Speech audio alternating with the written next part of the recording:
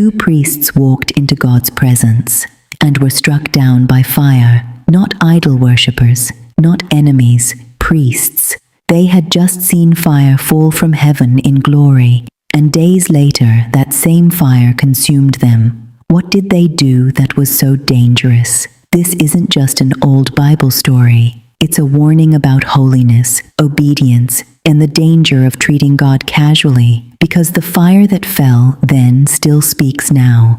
The desert was silent, not empty, not peaceful, but the kind of silence that feels watched. Days earlier, fire had fallen from heaven. It came without warning, a blazing surge from the presence of God. It consumed the sacrifice on the altar in a single breath, and the people of Israel shouted and fell face down in fear, because this fire did not come from human hands, it came from God. Standing closest to that fire were 2 young men, Nadab and Abihu, sons of Aaron, nephews of Moses, newly appointed priests of Israel. They had been chosen, set apart, anointed with oil, dressed in sacred garments of linen and beauty. The weight of honor rested on their shoulders. They were not outsiders, they were leaders. God had given clear instructions through Moses. Every detail mattered: how to prepare the sacrifice, how to arrange the wood, which fire to use, how to burn incense, how to enter the tent of meeting. Nothing was random,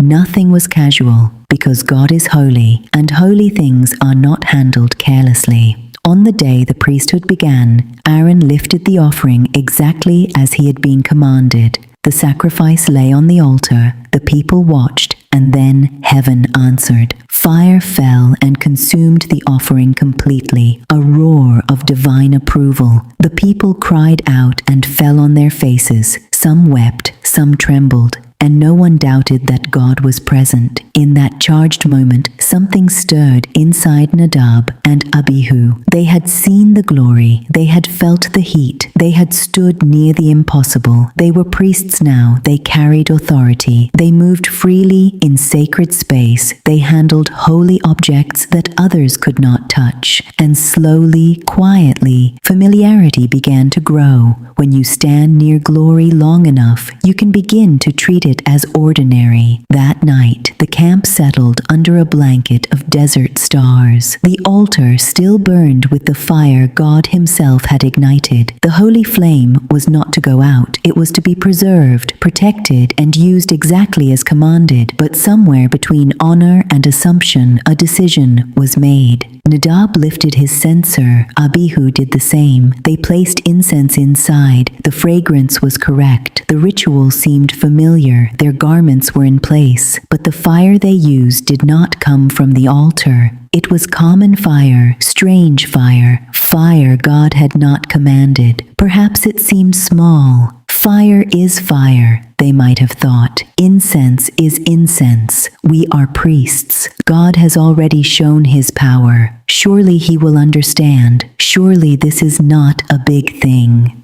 They stepped forward into the tent of meeting, into the space where God's presence rested above the mercy seat. The air shifted. The same presence that had once brought celebration now felt heavy, sharp, unyielding. And then it happened. Fire came out from before the Lord, not slowly, not gradually, instantly. It struck them where they stood, and Nadab and Abihu fell. There was no struggle, no scream recorded, no drawn-out suffering. One moment they were standing in sacred confidence. The next they were lifeless on holy ground. The same fire that had consumed the offering now consumed them. A stunned silence gripped the camp. No one moved. Aaron stood frozen, 2 sons gone in a breath. Moses broke the silence with words that echoed like iron against stone. This is what the Lord spoke, saying, "Among those who come near me, I will be regarded as holy. Before all the people, I will be honored."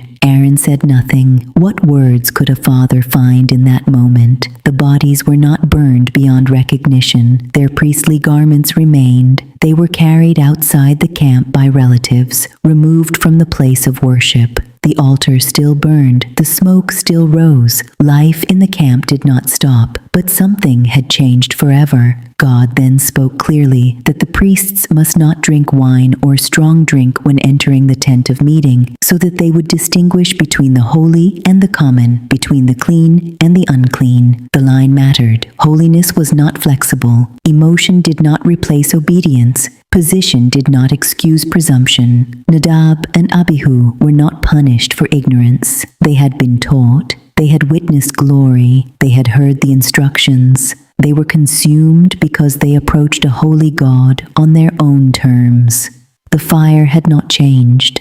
God had not changed. Only their reverence had shifted. In the wilderness, under a sky filled with unblinking stars, the altar continued to burn, a steady flame, pure, untouched by human creativity. 2 censers lay abandoned, a warning in metal and ash. The God of Israel was merciful, He was powerful, He was near, but He was not casual. The same fire that accepts true worship rejects what He has not commanded, and in the quiet that followed, every priest understood something that would never be forgotten. When you draw near to a holy God, you do not bring what feels right. You bring what He has asked for, because the fire is real, and holiness is not a suggestion. Moral lessons from Nadab and Abihu, Leviticus 10:1. God is holy, not casual. God is loving, but He is also holy. Nadab and Abihu forgot that closeness to God does not make Him common. The more sacred something is, the more carefully it must be handled.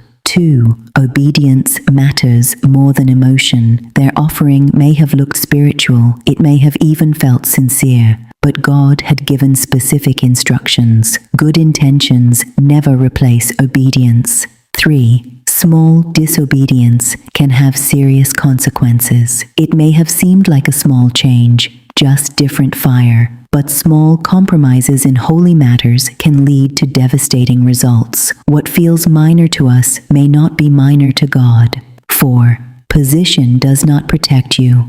They were priests, leaders, sons of Aaron, yet their title did not shield them from consequences. Spiritual position is not immunity. Responsibility increases with privilege. 5. Familiarity can kill reverence. They had seen God's glory up close. Over time, familiarity may have reduced their fear. When we grow too comfortable with sacred things, we risk losing reverence. 6.